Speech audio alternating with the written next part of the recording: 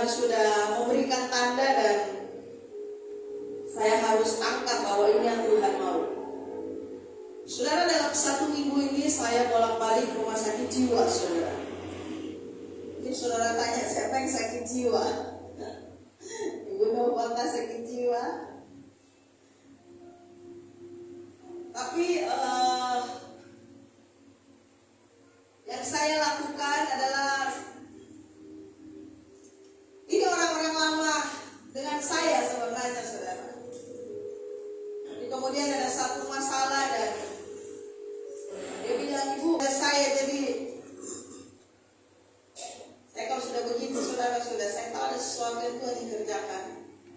Dalam 1 minggu ini, saudara, saya 3 kali, Selasa, Rabu, dan kemarin Selasa, Rabu, 4 kali sebenarnya. Saya ada di rumah sakit jiwa, saudara. Ketika saya lagi lihat orang-orang yang stres ini, saudara, kita tuh tiga orang ibu-ibu, saya, terus ada seorang ibu psikolog, itu Angela kenal, dan kemudian dulu sama-sama dengan kita juga, saudara, di AOC Bitung awal-awal beliau ada, dan ibu ini, saudara. Jadi kita 3 ini dulu kenal lama.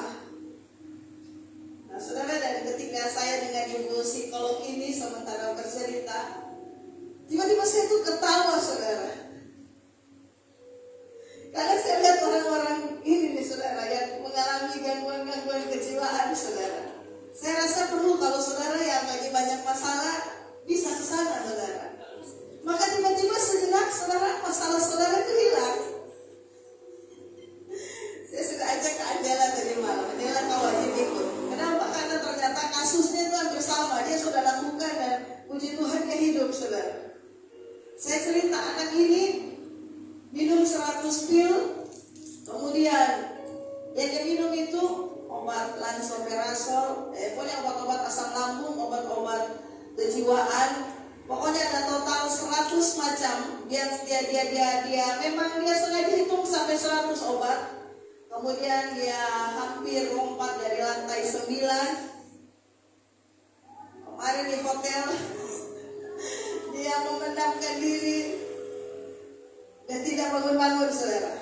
Jadi begitu saya bilang ke Angela bilang, aduh mami, kita pernah bikin itu sama berarti karena wajib ikut.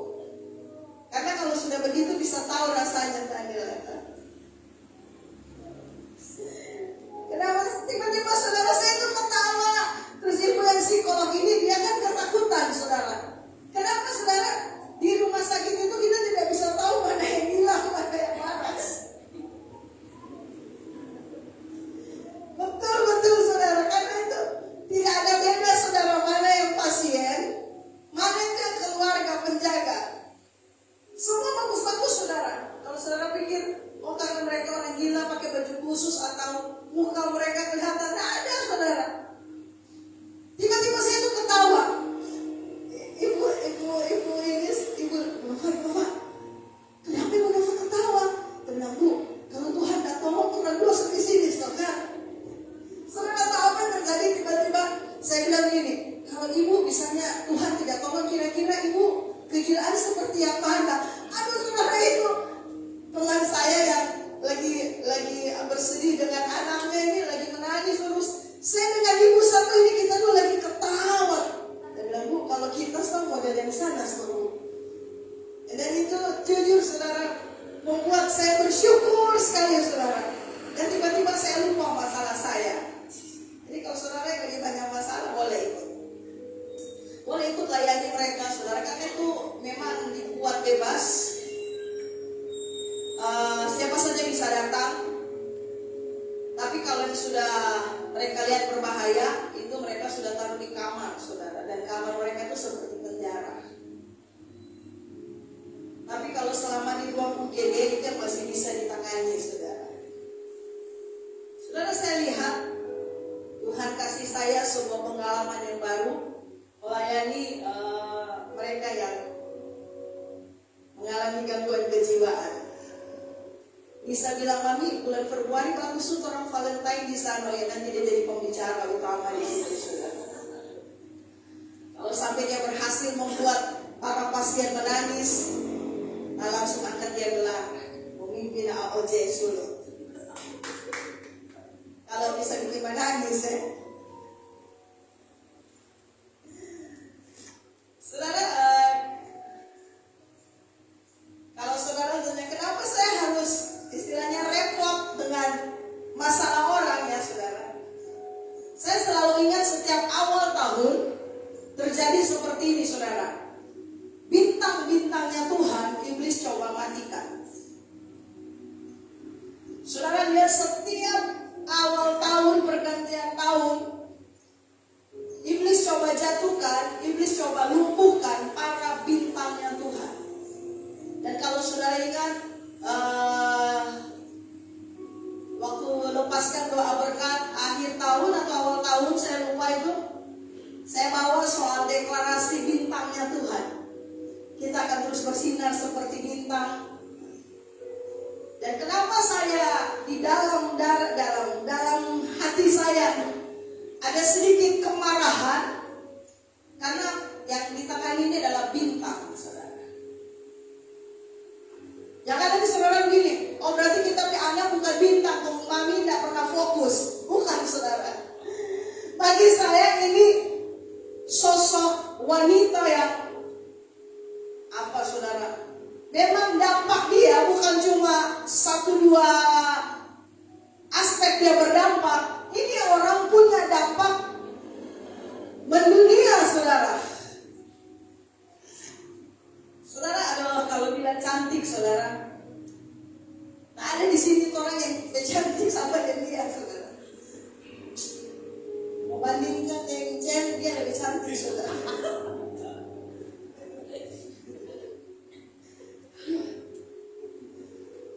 Saudara itu perawat cowok, begitu lihat dia tuh bukan cuma cowok cewek. Begitu lihat dia semua tidak bisa tangani cuma ini. Saudara ini orang pintar. Dia selama kuliah saudara, dan ini lagi ujian skripsi, nilai dia tidak pernah di bawah, nilai dia selalu 4. Mungkin yang anak SD bilang kita pengen nilai lebih tinggi 7, 8. Saudara dia Australia, yaitu salah satu mahasiswa yang Australia kontrak itu cuma dia saudara. Dengan kepintaran yang spektakuler saudara. Dosen di Unsra itu saudara berebut pilih dia jadi asisten. Dosen ajar dia ngajar saudara. Pintar saudara. Nah orang-orang begini kalau disia-siakan saudara. Jadi saya bilang dalam hati ini, saya deklarasi tahun ini tahun kebangkitan para bintang. Tapi ternyata iblis coba ambil satu bintang yang pengaruhnya itu bukan cuma untuk Sulawesi Utara saudara. Jadi persiapkan untuk Indonesia dan beberapa bangsa saudara. Jadi hati saya tahu, saya bilang ke kuasa kegelapan, saya bilang oke, kita perang hari ini.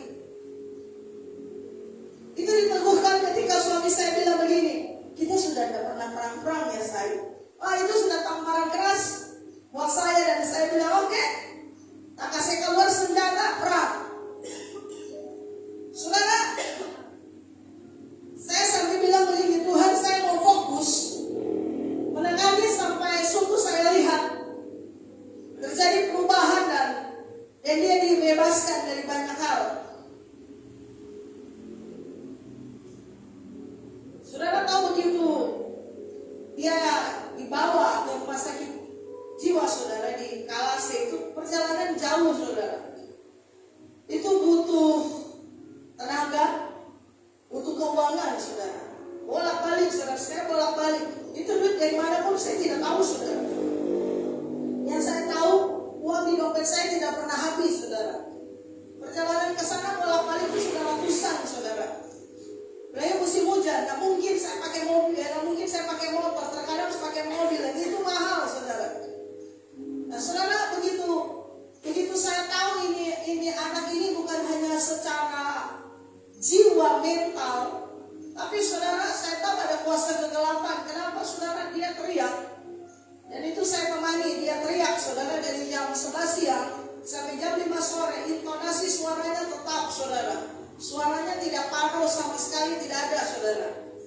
Dan ketika dokter mau suntik obat penenang, itu darahnya drop.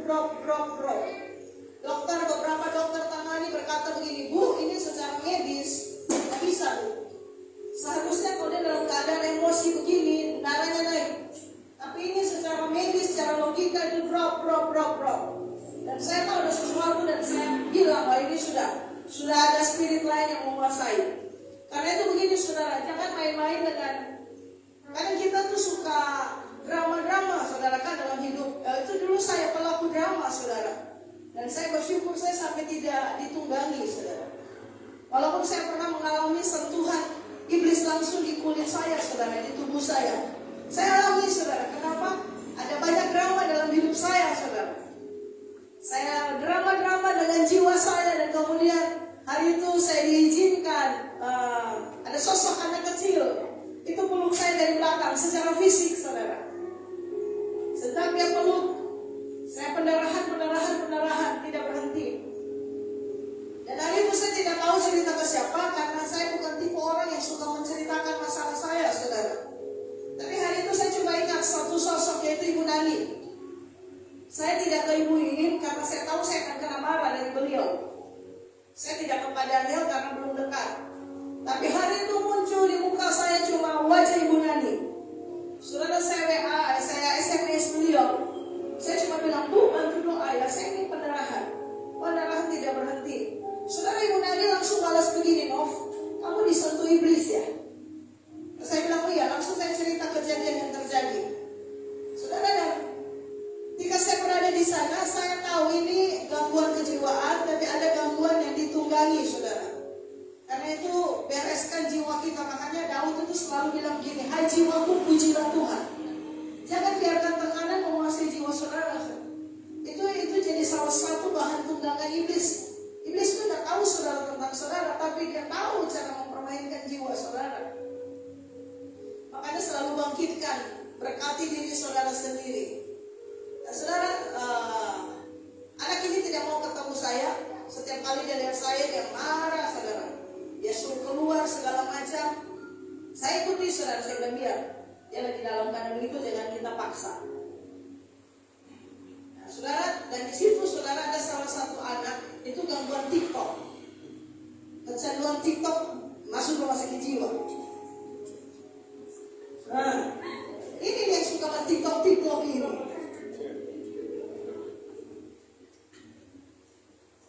Karena ini si anak sementara teriak-teriak tuh saudara, dia diikat kaki tangan. Kenapa dia sampai punya kecenderungan membunuh mamanya saudara? Dia kan tinggi saudara, mamanya kecil, dia cekek mamanya itu diangkat begini saudara. Jadi diikat kaki tangan dia. Tapi pada saat dia diikat saudara, itu semua keluar saudara, kemarahan keluar. Tiba-tiba nih anak yang saya itu saudara, di situ saya tidak buat apa-apa. Saya tidak doa apa-apa, saya cuma memperhatikan para pasien. Tiba-tiba ada satu anak sedikit-sedikit. Katanya, perawat pikir kan dia, TikTok Bu. Oh gitu. Kena saraf semua, sampai ini kena Bu. Jadi memang sedikit-sedikit sudah. Sedikit-sedikit. Isenglah saya bertanya saudara ke anak ini. Namanya kalau ada nama sama, namanya Gabriel. Gabriel, pikir makan dia di kamar. Yang anak ini teman saya. Saudara, dia menjawab dengan dia TikTok. Oh, itu mengalami tingkat kecemasan yang tinggi. Kita mengalami tingkat kecemasan. Iya Bu, tingkat kecemasan. Tapi badan dia tidak bisa berhenti normal begini saudara. Semua gerakan TikTok dia lakukan. Terus katanya begini, kenapa dia bisa cemas? Itu karena kurang air dan kurang tidur.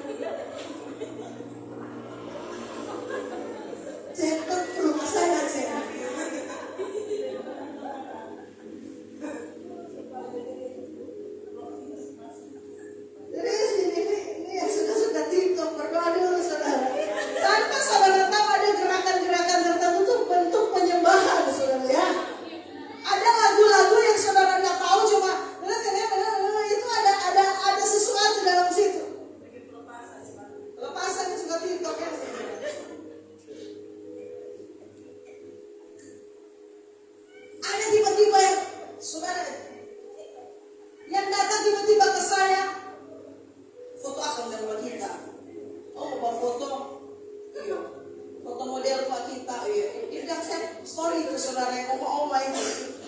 Saudara seluruh macam gaya, dia suruh foto dan dia harus lihat. Jadi saya tidak bisa tipu saudara. Memori saya sudah full, ada. Coba lihat juga, kita lihat tapi gaya, oh bagus. Foto lagi. Saudara dia ajak saya ke seluruh ruangan untuk dia foto, saudara. Dia pasti kita hapus semua, saudara. Dan saya tidak akan biarkan handphone saya ada sampai hari. Tapi tadi malam saya cerita ke mereka, ini orang gila ya saudara ya. Tapi tahu diri. Ibu, beli buat kita cookies.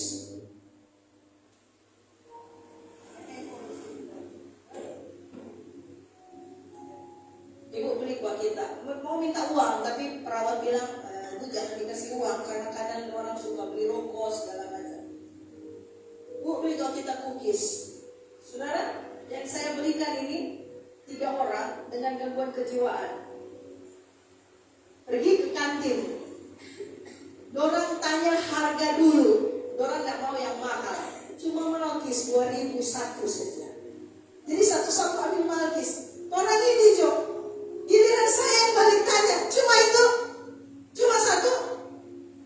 Paling murah Jo, paling murah. Kita dalam hati, bagus sekali kamu ini.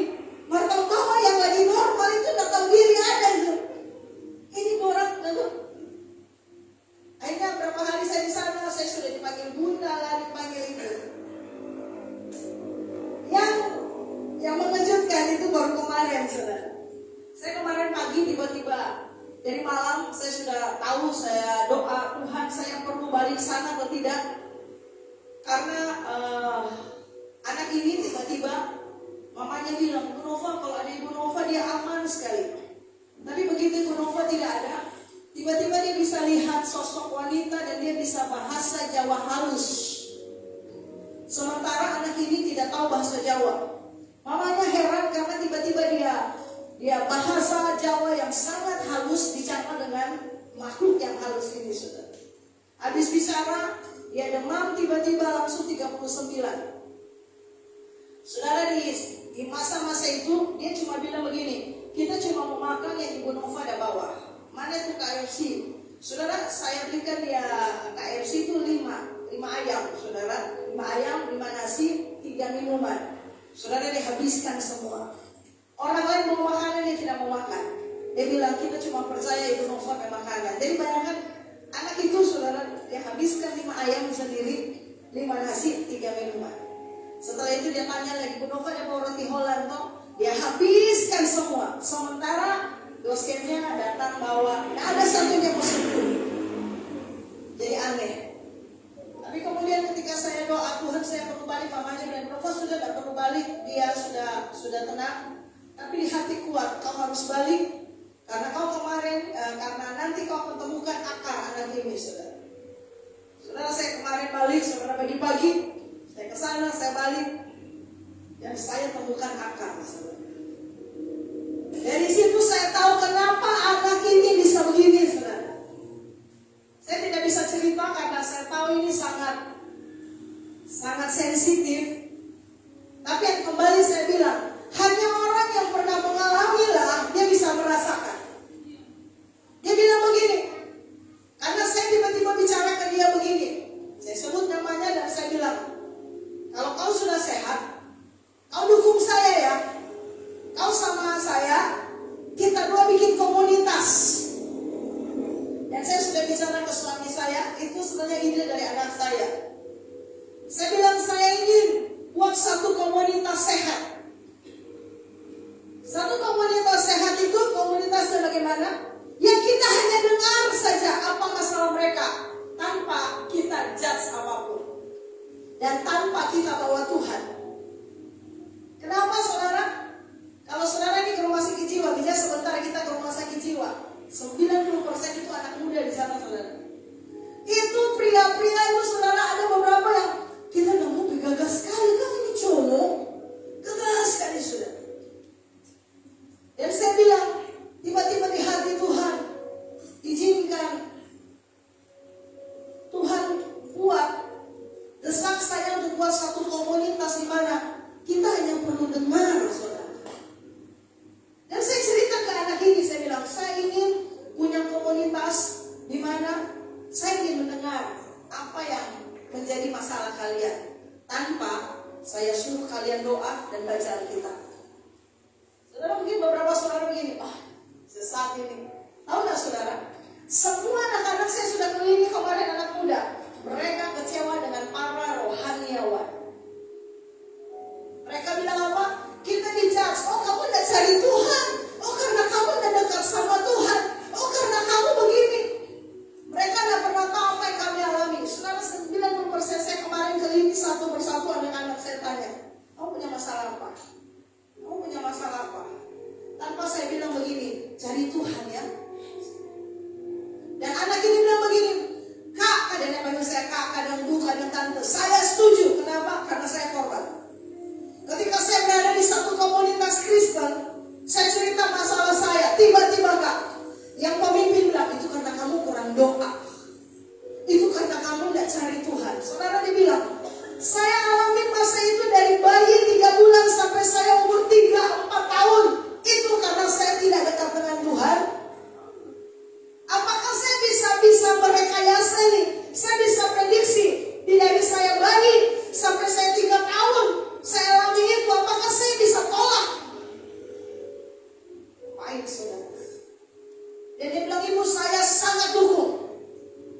Saya akan buat satu komunitas mana kita tidak perlu bilang begini, itu karena kamu begini. Kita perlu dengar kata saudara. Setelah kita dengar, kita buat satu persahabatan. Tapi di level tertentu, mau kita ajak mereka sekali lagi ke Tuhan. Karena generasi ini generasi yang ingin didengar, saudara. Mereka capek dijudge. Dia bilang, Kak, saya ikut komunitas itu. Dan Kak tahu, saya kasih tahu, di Manado ada komunitas khusus untuk anak-anak yang ingin bunuh diri. Saya ikut di situ. Saya lagi korek ini, posisinya di mana, siapa ketuanya, dia belum bilang. Karena saya ikut komunitas rohani, Kak, saya cuma dijudge. Saya cuma dihakimi. Saya cuma dibilang karena kau jauh dari Tuhan. Masalah yang saya alami dari bayi, Kak. Dan saya bisa rasa sakitnya sampai hari ini. Kalian gak ngerti karena kalian gak alami deh. Saya nangis waktu diceritain itu. Kenapa? Saya tahu rasanya, saudara. Mamanya sampai shock. Dan mamanya, saya bilang ke mamanya, ibu keluar saja, ibu keluar. Mamanya gak bisa dengar, saudara. Dan itu akar semua. Tapi saudara, setelah cerita semua ini, saudara, tiba-tiba dia bilang, kita pedada ini bisa drop.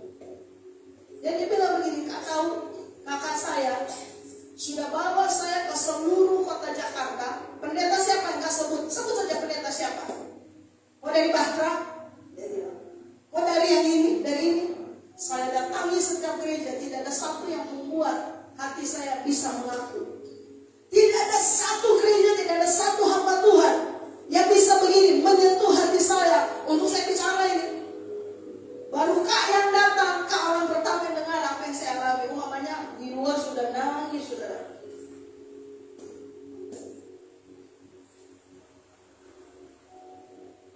Dari situ saya mengerti, saudara.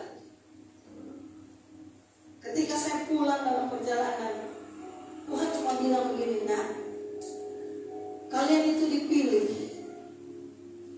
untuk menjadi agen transformasi. Saudara, kata transformasi ini saya sudah dengar dari tahun 2000-an, saudara.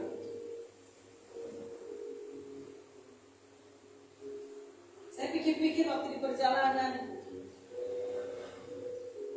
Tuhan, banyak jiwa kamu yang butuh. Tapi kemudian Tuhan bilang, kalian itu agen transformasi. Di satu markas tertentu, tidak banyak orang. Yang namanya markas, saudara, itu yang memberi keputusan itu cuma sedikit orang. Tapi pengaruh mereka keluar ini nih, itu yang berdampak. Dan Tuhan bilang, kalian tahu, kalian yang AOC itu markas. Justru inilah kalian yang berdampak di sini, berdampak di sini. Saya kemarin sebenarnya sudah lihat tim di Mall. Saya mau sapa dia sementara foto, saudara, di depan, di panggung sementara foto.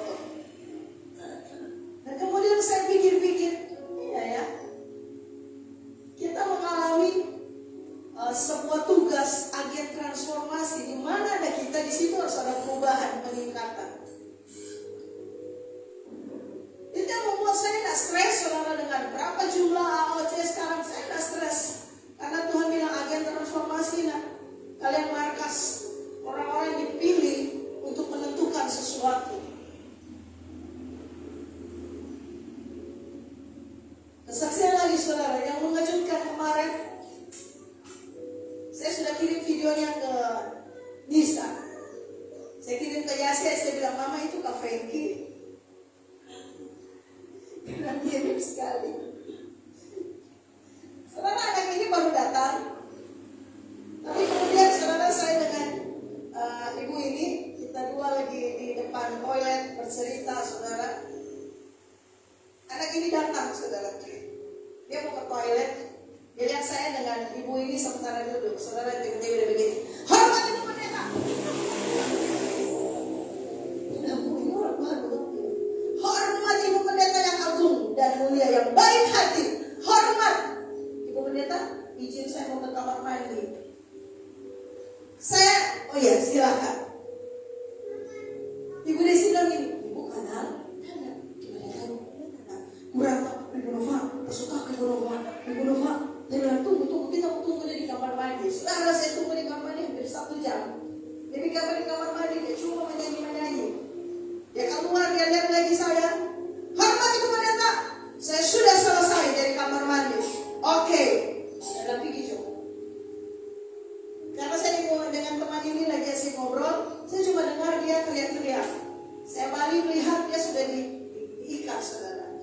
Saya datanglah saudara. Karena saya penasaran siapa dia sebenarnya atau saudara. Dia lagi diikat.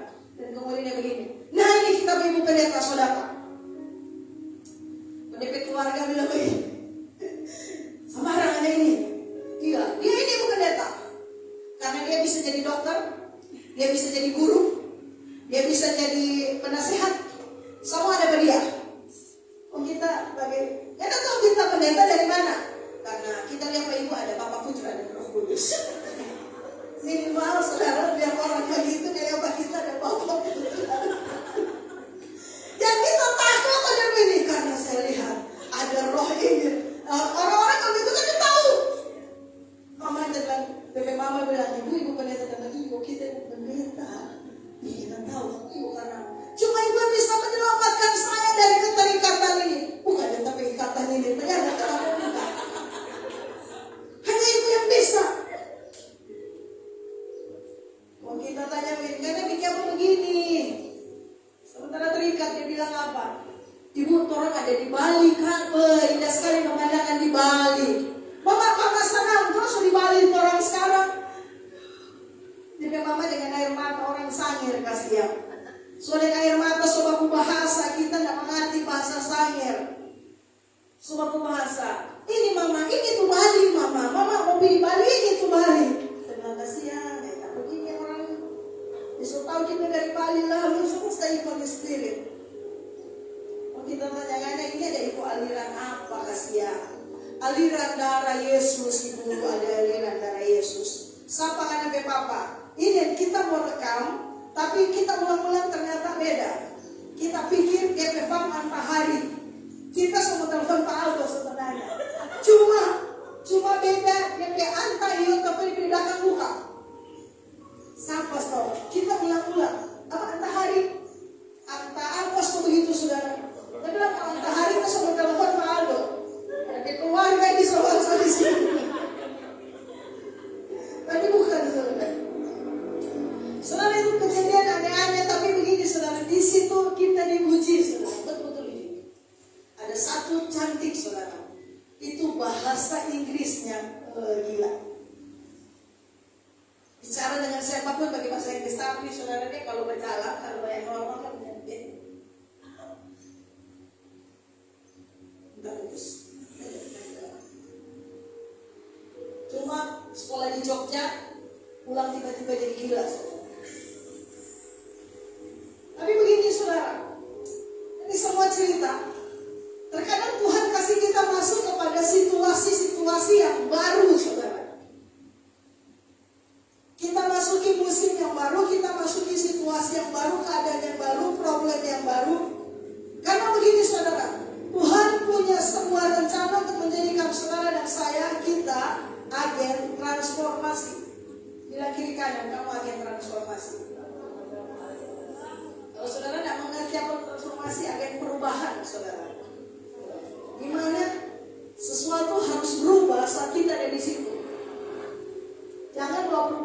negatif, saudara. Tapi biarkan saudara jadi perubahan yang positif. Kenapa? Saudara dan saya ini kita bukti orang-orang dipulihkan Tuhan, betul ya? Apakah saudara ada dari lahir bagus-bagus? Tidak ada lah. Saya bilang ke anak ini, karena dia tiba-tiba bicara soal pacar, saudara ya. Dan dia bilang begini, Bu, kakek ini cowok sudah mau kita kan karena kita di rumah sakit jiwa. Dia bilang kalau dia sayang makanan, dia datang di rumah sakit ini, sekalipun dia tahu di rumah sakit jiwa. Ternyata cowoknya tidak mau, saudara. Dan dia bilang, iya, salah-salah di rumah sakit jiwa kita. Oh, kita bilang, bukan cuma kan yang gila, kita juga gila. Orang ini semua ada kegilaan masing-masing. Jadi begini, saudara. Di mana ada saudara dan saya, kita harus jadi agen transformasi. Kita mulai dengan firman Efesus 1 ayat 3 sampai 5. Ini sesuai dengan ujian tadi sebelum firman, saudara. Saya tahu sesuatu yang Tuhan taruh. Efesus 1 ayat 3 sampai 5. Mari kita baca 1, 2, 3. Terpujilah Allah dan Bapa Tuhan kita Yesus Kristus, yang dalam Kristus telah mengaruniakan kepada kita segala berkat rohani di dalam surga. Sebab di dalam Dia Allah telah memilih kita sebelum dunia dijadikan, supaya kita kudus dan tak bercacat di hadapannya. Dalam kasih Dia telah menentukan kita dari semula oleh Yesus Kristus untuk menjadi anak-anaknya sesuai dengan kerelaan kehendak-Nya. Saudara, ini yang saya mau, saudara, supaya saudara tahu Tuhan punya rencana. Yang pertama dikatakan begini, terpujilah Allah dan Bapa Tuhan kita Yesus Kristus, yang dalam Kristus telah mengaruniakan kepada kita segala berkat rohani di dalam surga. Jadi saudara harus taruh di mental saudara begini, segala berkat, sebut sudah segala berkat, apa saja, itu Tuhan sudah karuniakan buat saudara dan saya. Yang sudah katakan amin. Saudara harus tenang dulu di sini, saudara, bahwa Tuhan telah mengaruniakan kepada kita segala berkat rohani, kekayaan, hikmat, karunia, kepintaran, saudara, kecakapan, keahlian, itu berkat, saudara, berkat. Termasuk saudara, mungkin saudara dapat jodoh, saudara dapat pasangan, itu berkat, saudara. Saudara dapat pekerjaan, saudara dapat pelayanan, saudara dapat jiwa-jiwa yang baru, itu berkat. Dan Alkitab bilang begini, Tuhan telah mengaruniakan.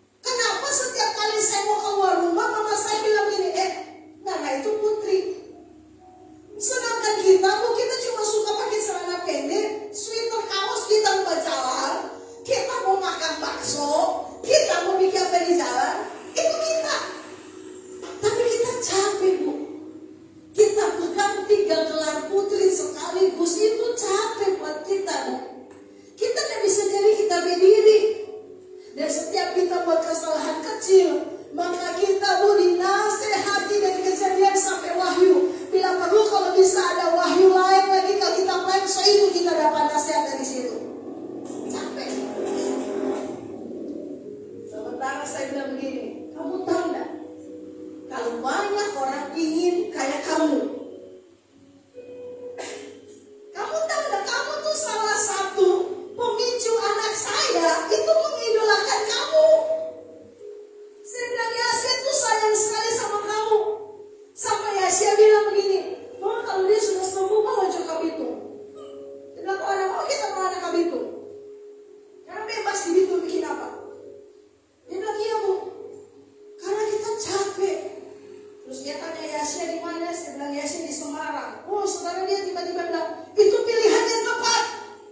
Karena keluar dari kota yang toksik ini. Oh, dia benci sekali Sulawesi Utara. Itu tepat. Karena dia tidak dituntut untuk jadi putri seperti saya. Dan saya bilang, orang-orang tuh ingin kayak kamu. Cantik, tinggi, putih, pintar, apa saja ada, semua ada. Dia bilang, tapi ibu gak pernah tahu kan, kita gak jadi kita berdiri. Kita ingin kayak anak-anak lain Bu. Kita ingin bebas. Kita ingin kuliah apa yang kita mau. Kita ingin ambil jurusan apa yang kita mau. Kita ingin ambil makan apa yang kita mau. Tanpa kita peduli kita harus jaga kita body. Ada ketidakpuasan ketika begini, dia tidak bisa melihat segala yang baik dan terus berkaruniakan. Saya bilang ke dia, sekalipun kau pilih jurusan, sekalipun sekarang kau kuliah bukan jurusan pilihan kamu. Saya bilang ke dia kan, itu jurusan yang dipilih orang tua kamu. Tapi buktinya begini, kau buktikan kan, nilai kamu tidak pernah turun dari 4. Saudara, ini ujian skripsi. Sampai sekarang saudara, dosen yang bantu dia untuk skripsi, saudara susun skripsi, kenapa dia tidak bisa? Dosen bilang, sayang, kalau kau gagal, sayang. Dosen yang datang bantu, saya bilang, mana ada dosen yang datang bantu? Saya bangkitkan kepercayaan diri dia, tetap tidak, saudara. Dia merasa bahwa ada banyak hal yang dia tidak punya. Karena itu begini, saudara, belajar bersyukur, saudara. Tuhan sudah karuniakan sesuai dengan porsi kita masing-masing, saudara. Kalau dia kasih kita terlalu lebih, dia tahu kita akan sombong. Kalau dia tahu dia kasih kita kurang, dia tahu kita akan murtad. Makanya saudara dan saya terima, Tuhan sudah punya takaran yang pas. Jadi satu, saudara harus tahu, Tuhan sediakan, Tuhan karuniakan. Kata mengaruniakan dalam bahasa Yunani itu karismai. Karismai itu apa?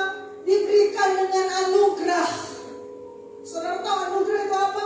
Sesuatu yang tidak layak kita terima, tapi kita terima. Anugerah itu apa? Bukan usaha kita, tapi ada kemurahan hati dari seseorang yang membuat kita menerima sesuatu. Itu Tuhan, saudara. Jadi tahukah saudara, Tuhan sudah dengan anugerah ini. Dia tidak pernah terpaksa memberikan anugerah buat saudara dan saya. Dia tidak pernah terpaksa untuk mengasihi engkau dan saya. Kalau terkadang kita manusia, kita bisa terpaksa mencintai orang ini. Ya sudah, karena kau sudah jadi pasangan, mau tidak mau saya terpaksa mengasihi. Karena tidak bisa lain-lain lagi. Kadang kita terpaksa mengasihi orang, saudara. Tapi saya kasih tahu Bapak di surga, tidak pernah terpaksa untuk mencintai saudara dan saya. Mungkin Bapak di surga nanya karena kita semua hati buat nyala sudah tak mengasihi pasangan. Tidak ada, saudara. Hati Bapak itu tidak seperti itu. Hati Bapak bukan seperti saudara dan saya. Karena terpaksa, ya sudah terpaksa mengasihi. Ada, saudara. Dia memberikan semua berkat yang rohani, itu dia sudah sediakan. Sekali lagi saya berkata beberapa bulan lalu, tinggal tunggu waktu sudah ini. Saudara punya wadah, punya kesiapan hati, semua diberikan. Jadi Tuhan sudah siapkan. Saudara, yang kedua dikatakan ini, sebab di dalam dia Allah telah memilih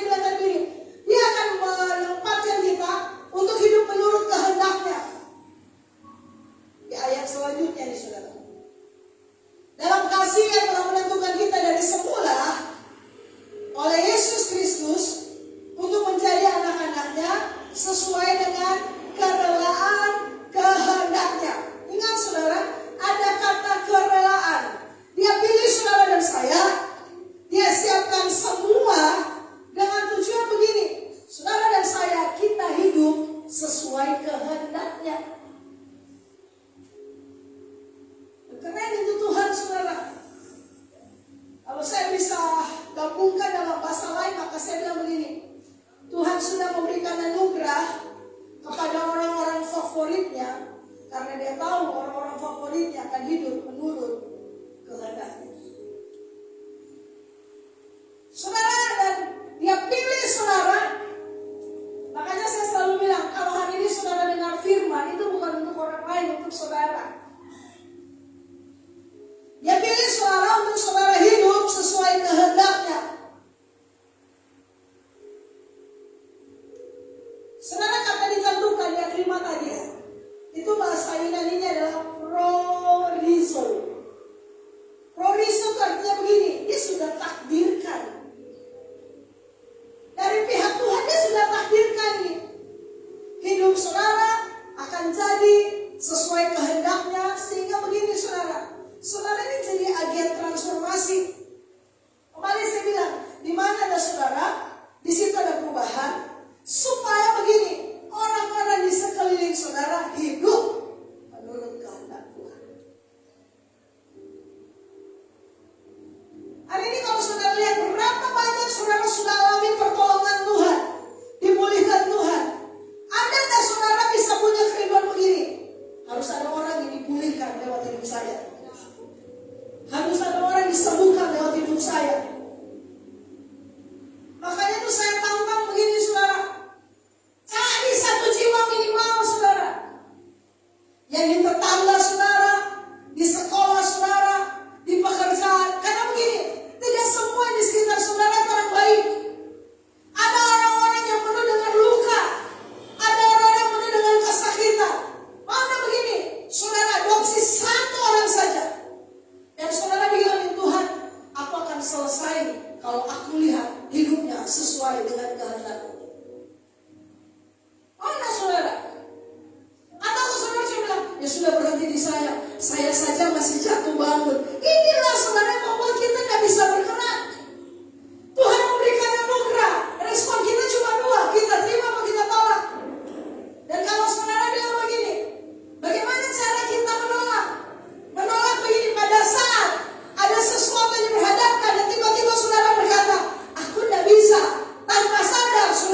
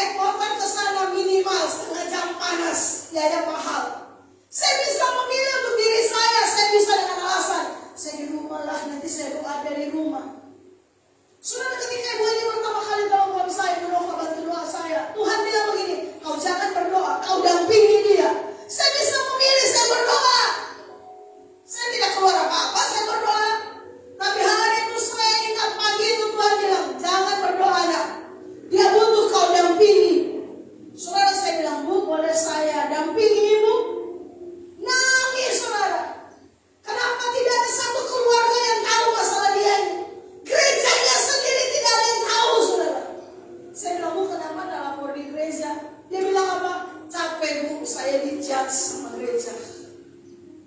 Gereja akan berkata, kau khotbah luar biasa, ternyata anak kamu begini, capek. Lebih baik dengan orang-orang yang saya tahu tidak akan hakimi saya. Saudara, ketika saya datang, saudara, ibu ini tiba-tiba peluk saya. Hampir pingsan, saya bilang, Bu kuat. Saya dampingi sampai sekarang bisa, saudara. Bukan karena saya bisa, saudara, tapi saya tahu ada begini, ada yang mulia, ada yang ajaib yang luar biasa. Ya Tuhan tidak mau hanya terkurung di dalam sini, saudara, tapi itu berdampak. Saya tantang saudara sekali lagi. Mau gak saudara? Mulai hari ini saudara langsung doa, Tuhan siapa yang perlu saya gembalakan sampai begini, mereka hidup sesuai dengan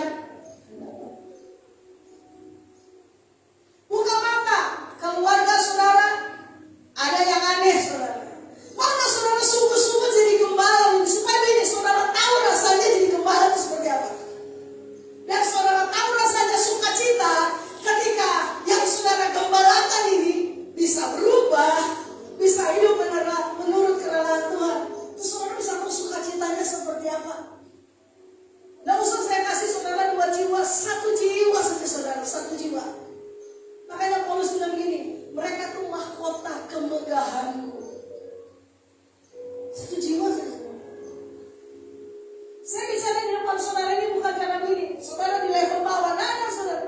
Saya tahu saudara sudah di level pemimpin semua. Seharusnya ditinjau menurut waktu, saudara sudah jadi pengajar. Mana saudara, mana saudara? Iya, Bang.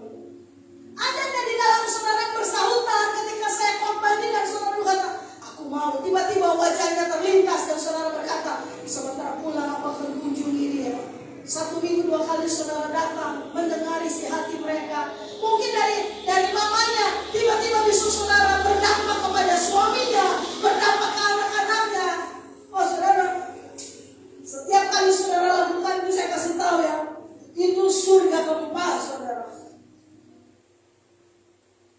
Ini lagi bilang saya akan transformasi.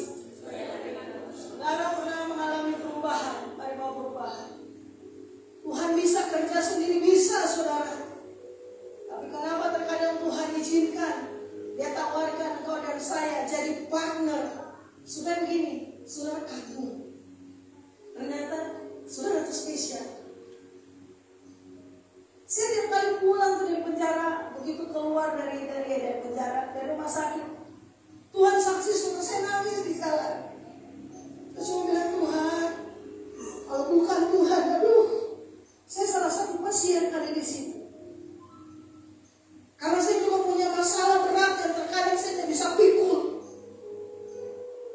Dan terkadang saya tidak tahu cerita ke siapa kalau bukan Tuhan loh. Saya salah satu pasien di situ. Roma 1 ayat 16. Roma 1 ayat 16. Kita baca bersama-sama 1, 2, 3. Paulus bilang apa? Sebab aku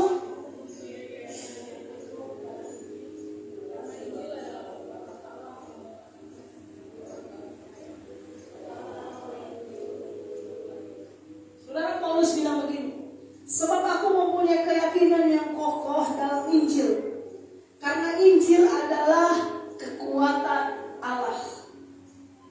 Dan Injil itu adalah Allah sendiri. Setiap kali yang kau bawa satu kata firman Tuhan, kau sedang bawa kekuatan Allah. Engkau sedang bawa Allah sendiri. Makanya Paulus bilang begini, aku punya keyakinan yang kokoh. Keyakinan yang tidak bisa digeser oleh apapun, bahwa Injil itu adalah kekuatan Allah yang sanggup menyelamatkan setiap orang.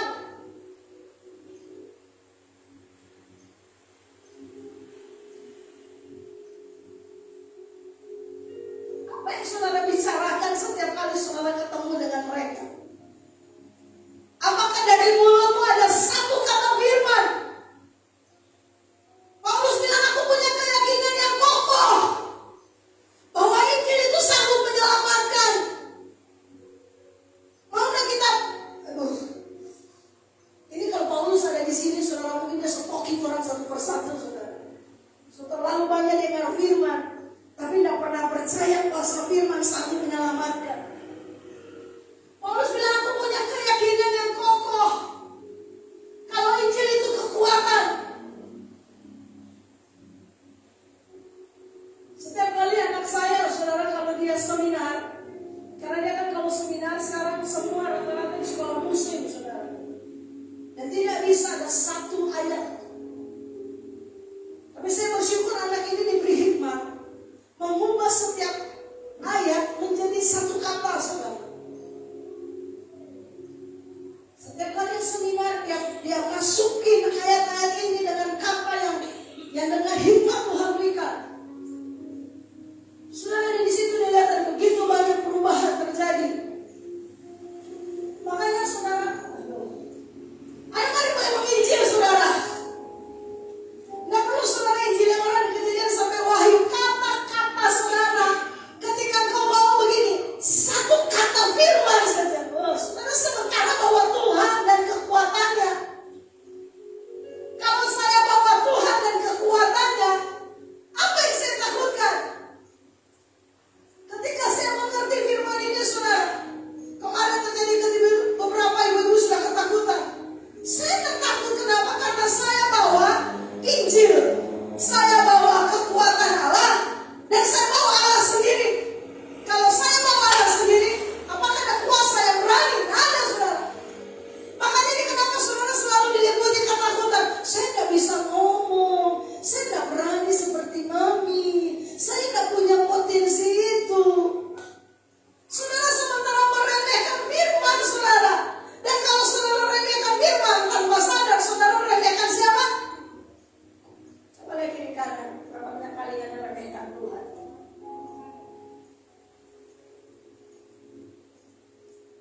Apakah hanya orang-orang yang begini, yang luar biasa, yang tidak pernah jatuh, yang punya kuasa? Alkitab bilang nanti kita menerima Tuhan, Dia memberikan kita kuasa. Kuasa itu sudah ada, makanya sudah di perjanjian Lama baru di Yudas atau di Ibrani dia begini, pengurapan itu tetap ada. Ayo mari keluar dari zona nyaman, saudara. Bilang kiri kanan, pukul dia bahu, keluar dari zona nyaman.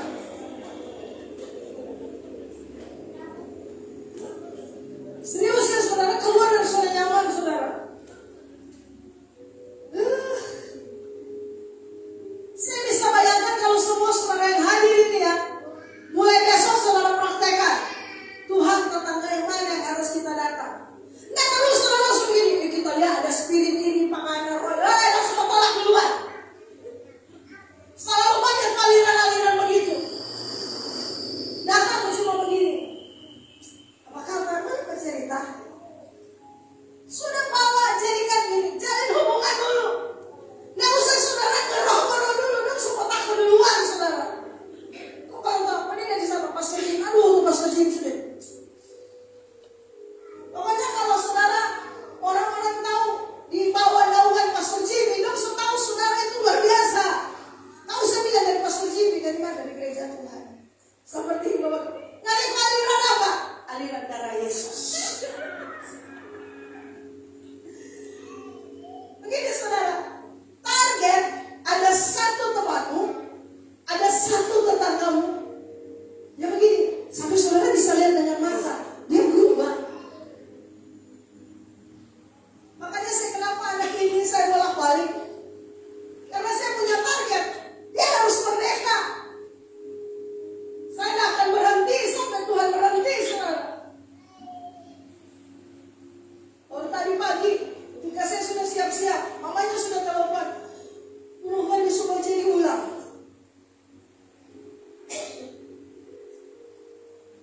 Ketika dia baca diulang, saudara, maka semua tekanan darah, saturasi apa segala macam drop, saudara. Dan dia sudah hampir pingsan, hampir koma. Karena dia sudah dingin. Anak ini tiba-tiba bilang, Mama, kita pegang pas rumah pendek. Tapi tangan kaki sudah dingin, saudara sudah dingin. Dia mencengkel kan. Mamanya lapor ke perawat, perawat bilang apa? Wah, dia kok terlalu bikin diri. Oh, kita kerja ibu, tatap kayak dulu baru kita bicara. Tapi Anda semua koma masih belum bikin diri. Karena mungkin mereka mereka layani orang-orang kejiwaan. Sama kemarin itu anak yang bilang saya pendeta jadi ikat. Tiba-tiba datang salah satu wanita dan saya bilang dia sekolah perawat di Jogja, tapi tiba-tiba terjadi banyak hal. Satu hari saudara anak ini bisa mandi belasan kali. Habis mandi dia mandi lagi, habis mandi dia mandi lagi. Saudara karena cowok ini saudara berteriak terus, bukan berteriak saudara. Dia cuma bersuara tapi agak keras. Dia pakai bahasa Sangir. Tiba-tiba saudara ini cewek ini dia datang. Dia tanpa ekspresi, perempuan tanpa ekspresi. Dia datang saudara, dia lihat. Dia cium. Dia cium saudara. Karena dia coba lagi diikat. Tiba-tiba dia datang. Ya walaupun dia cium. Itu perawat saudara teriak. Namanya itu Jessica. Jessica.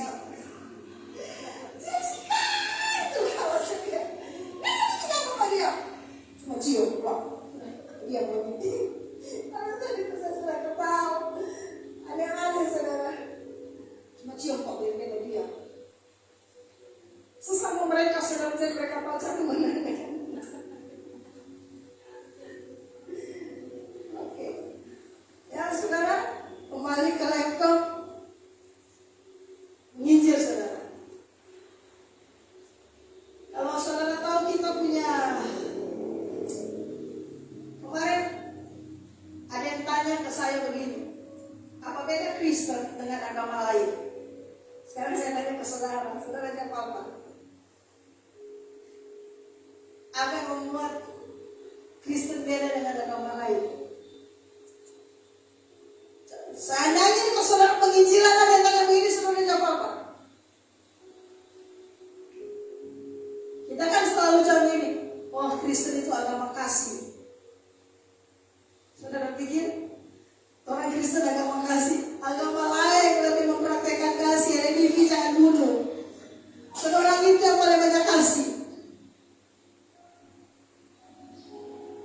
Agama-agama lain yang lebih tidak boleh bunuh saudara. Nyamuk tidak boleh bunuh. Orang ini berapa kali mengalami pembunuhan? Bunuh nyamuk, bunuh. Saya bahas itu saudara sedang kasih. Dia bilang, agama Buddha, Konghucu, malah kita lihat lebih kasih daripada agama Kristen. Saudara saya tiba-tiba ada Tuhan malu kita gak bisa jawab. Kau bikin dia tapi kemudian saudara tahu saya sambung dengan ini. Karunia, kasih karunia, anugerah yang membuat agama Kristen beda dengan agama lain. Cuma ini grace, anugerah. Orang dia Tuhan itu, dia yang cari buat orang. Dia mati buat orang. Orang ke Tuhan kasih kesempatan berulang kali buat orang. Anugerah. Apakah agama lain Tuhan seperti itu? Kita bilang orang ke Tuhan, dia bilang begini, serahkan segala sakit hatimu. Dia minta orang peluka, dia minta orang bersakit hati. Baru pada tambah itu orang itu bilang begini, ini jawaban kita tuh. Memang hanya menipu Tuhan di agama Muslim. Memang hanya menipu Tuhan yang cari penghuni, yang selamatkan penghuni. Penghuni berkali-kali kumabal, dia tetap kasih kesempatan. Dia pe anugerah na habis. Karena apa? Menipu Tuhan itu anugerah. Itu betul jawaban yang kita cari. Makanya kalau saudara lihat, kalau saudara buka di perjanjian baru nih, saudara ketik kamus kasih karunia dan damai sejahtera. Itu dari Matius sampai Wahyu, itu selalu ada kalimat yang mendahulukan ini. Kasih karunia, damai sejahtera. Kasih karunia, damai sejahtera. Tidak ada damai sejahtera dulu baru kasih karunia. Karena begini, saudara akan bisa nikmati damai kalau saudara mengerti arti anugerah.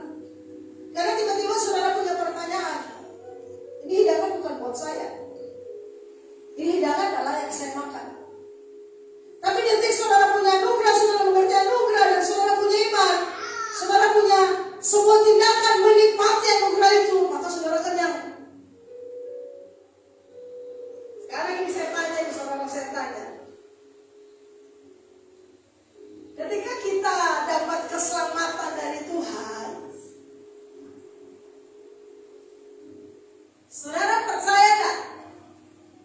Keselamatan itu 100% Tuhan lakukan, apa begini? 99% Tuhan lakukan, 1% manusia harus lakukan. Saudara percaya mana? Untuk bicara kehidupan, keselamatan. Saudara percaya yang pertama yaitu 100% Tuhan yang lakukan, atau saudara begini, dia sudah lakukan 99%, saya tinggal lakukan 1%, baru saya selamat memperoleh hidup yang kekal. Karena Roma 6:23 bilang begini, upah dosa adalah maut, tetapi hidup yang kekal adalah karunia Tuhan. Jadi saudara harus tahu ayat ini begini, kata upah itu begini, sesuatu yang layak kau terima karena kau lakukan. Jadi sesuatu yang layak, upah itu begini, sesuatu yang layak kau terima karena kau lakukan. Upah dosa adalah maut. Jadi kalau saya bisa jelaskan begini, maut, kematian di neraka, itulah begini, layak karena kalau sesuatu yang layak, neraka, maut layak. Tapi selanjutnya kata begini, tetapi karunia Allah ialah hidup yang kekal. Artinya begini, itu pemberian. Nah, jadi di sini saudara harus mengerti dulu. Saya tanya kembali pertanyaan tadi. Saudara percaya begini, saudara terima hidup yang kekal karunia Allah itu mutlak 100% Tuhan lakukan, atau apa begini, 99% melakukan dan 1% kita harus lakukan sesuatu untuk kita terima hidup yang kekal. Ini pertanyaan gila saudara. Kalau sampai saudara salah jawab, saudara akan mempertanyakan, saudara layak masuk neraka atau layak terima hidup yang kekal.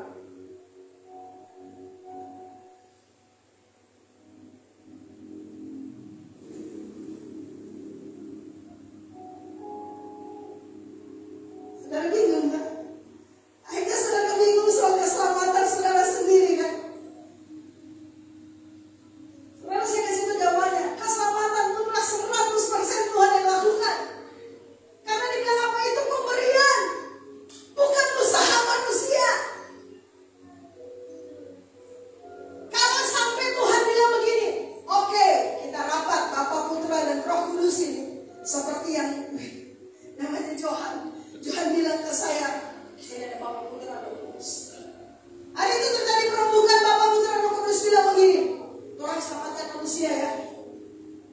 Tapi kemudian gini, 99% saja, 1% harus Tuhan lakukan supaya ada kerjasama yang baik.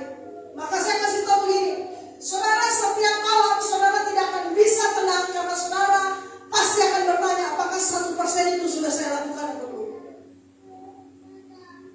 Besok saudara mau mati nih, saudara tidak akan tenang karena saudara akan berkata begini, 1% itu saya sudah capai atau belum ya. Sementara Alkitab bilang begini, tidak ada daging mengambil tempat dalam hal rohani. Di kemuliaan Tuhan di surga tidak ada daging yang bisa dibanggakan saudara. Kalau sampai 1% saudara lakukan, terus semuanya masuk surga saudara. Karena 1% yang Tuhan lakukan itu perbuatan daging tak bisa masuk. Saudara nangkap dulu sampai sini ya.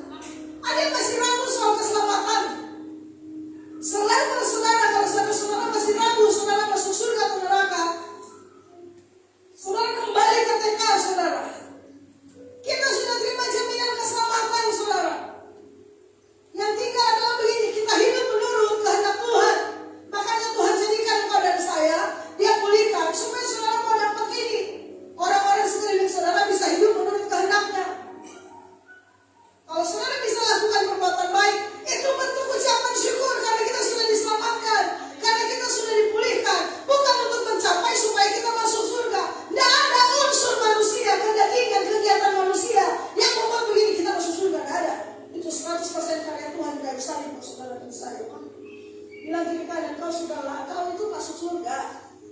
Hanya hidup menurut kehendaknya saja. Ada yang takut ini, kalau sampai saudara masih takut, saudara butuh ini, butuh sekali lagi psikolog khusus bagian ini. Kalau saudara masih, mami kita belum yakin masuk surga. Saudara, saya kasih masuk saudara di Ratu Biusang di sana. Ratu Biusang, saya lagi mencari arti Ratu Biusang ini apa sebenarnya. Apa ini tahu? Biasa kan kalau pemerintahan tahu.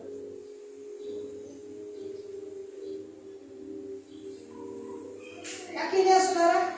Dan bagaimana orang itu bisa berubah kalau saudara mau Injil? Setiap kali saudara mau Injil, saudara ingat Paulus bilang begini, aku punya keyakinan yang kokoh. Jadi kalau setiap kali saudara mau Injil, saudara begini, bayangkan Paulus ini lagi di telinga saudara bilang, aku yakin. Paulus kalau dia bisa hadir tendang 4 orang saudara.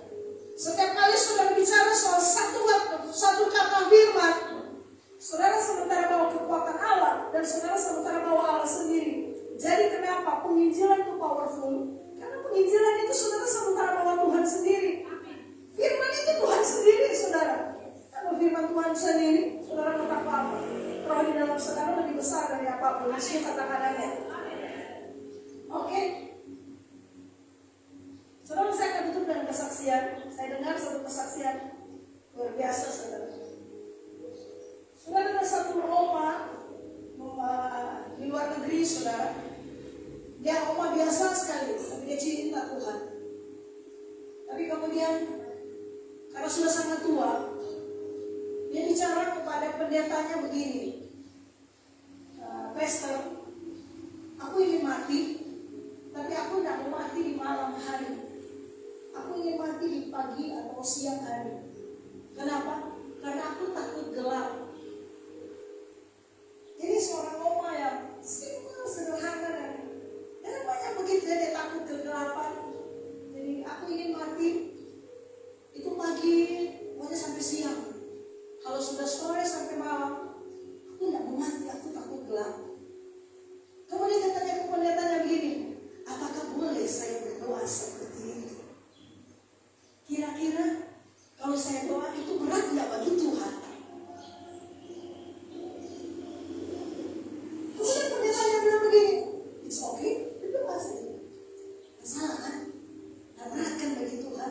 Doa saja. Saudara singkat cerita beberapa kemudian, ini sakit keras dan pendeta ini tidak begini saudara. Mulai memasuki jam 10 malam, jam 12 malam, oma ini koma saudara. Koma. Sudah tidak bisa apa-apa, memang sudah mendekati pulang meninggal. Pendeta ini ingat doa dia. Pendeta ini bilang dalam hati, Tuhan, dia tidak mau meninggal malam, dia takut gelap. Saudara, tiba-tiba jam 5 pagi itu sudah terang. Sudah terang, jam 5 pagi sudah terang. Dia buka tirai jendela. Nah saudara tahu, oma ini masih ada denyut.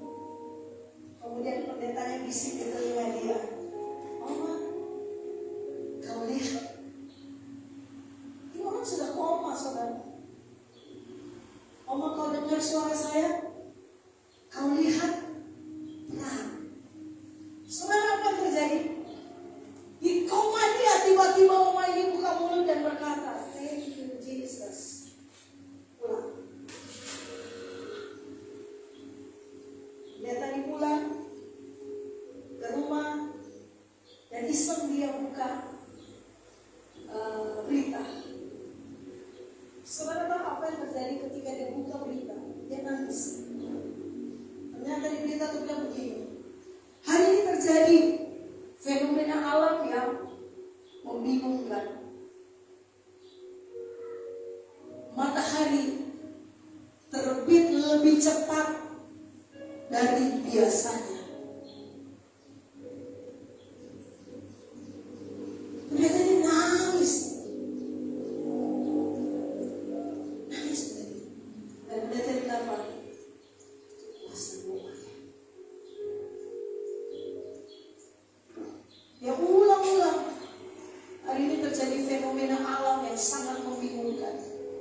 karena matahari terbit lebih cepat dari biasanya. Demi apa? Oh, masuk pulang. Karena dia takut gelap. Saya dengar itu, saudara. Saya nangis. Saya bilang, Tuhan, sebegitunya kah?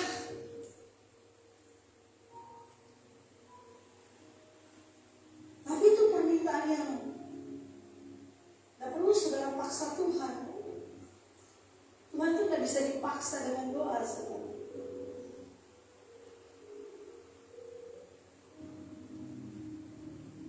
Hari ini hamba Tuhan itu selalu dia khotbah, saudara. Dan salah satu dia sangat powerful kalau khotbah soal apa? Puasa doa. Kenapa? Dari oma ini, saudara.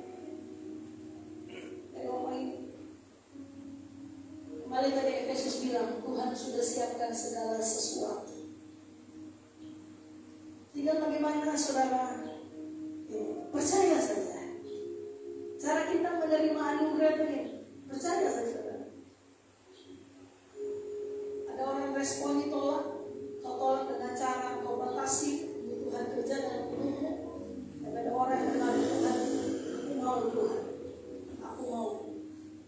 Maka begini, saudara, saat kita mau meresponi apa yang menjadi hati Tuhan, kayak oma ini, saudara, ada yang sulit untuk Tuhan jawab. Bila perlu dia kasih matahari terbit duluan, seperti khotbah hambanya di Belen, aku mau membangunkan fajar. Oh, itu ternyata ketika saya dengar kesaksian itu baru kemarin saya dengar, saya bilang, ini itu firman yang hambanya khotbah. Ternyata fajar itu bisa dibangunkan lebih dulu. Oh, cuma minta Tuhan kalau boleh kita mati, sampai alam menjadi fenomena hari itu. Matahari terbit lebih cepat. Demi apa? Menjemput kekasih.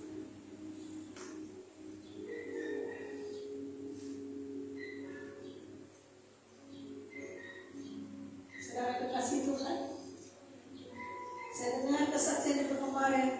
Tiba-tiba saya bilang, Tuhan, kalau boleh saya juga punya permintaan asli. Tapi itu rahasia saya. Dan saya bilang, izinkan tahun ini saya tahu satu yang menjadi tugas adalah bangkitkan bintang-bintang. Saya tidak tahu dengan saudara, saya tidak tahu panggilan khusus apa. Tapi saya lihat beberapa hari sebelum tahun baru, beberapa orang kembali ke panggilan. Beberapa orang kembali kepada apa yang menjadi talenta awal, termasuk Ryan. Ryan menawarkan diri, mami kita siap sekolah minggu kembali. Karena itu panggilan dia, saudara. Jadi kalau saudara punya anak sekolah minggu, Sabtu ya Ryan ya. Sabtu kalau boleh sore jo. Supaya kalau mama-mama mau latihan, latihan. Bagi saya itu sebuah sukacita begini. Dia tahu panggilan dia di anak-anak. Dia dibangun lagi. Bagaimana dengan saudara? Kita akan transformasi